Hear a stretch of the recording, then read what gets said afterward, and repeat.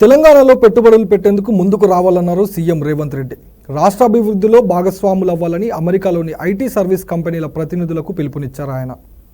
డల్లాస్లో నిర్వహించిన ఐటీ సంస్థల association IT survey online సమావేశంలో సీఎం రేవంత్ రెడ్డి, మంత్రి శ్రీధర్ బాబులు పాల్గొన్నారు.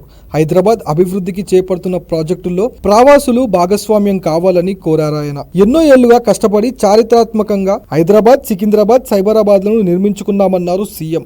ప్రపంచ స్థాయి 4వ ఫ్యూచర్ సిటీని నిర్మించేందుకు సహకరించాలని కోరారు. హైదరాబాద్లో ఇప్పుడు పెట్టుబడి పెట్టే ప్రతి రూపాయి తప్పకుండా మీ భవిష్యత్తుకు పెట్టుబడిగా ఉపయోగపడుతుందని స్పష్టం చేశారు.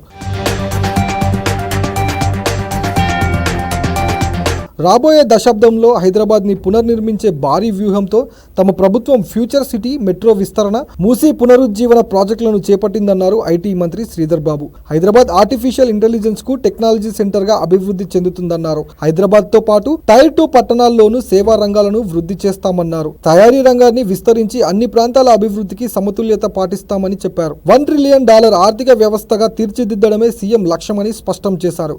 ఈ వృద్ధిని సాధించేందుకు అందరూ కలిసి రావాలని పిలుపునిచ్చారు శ్రీధర్ బాబు.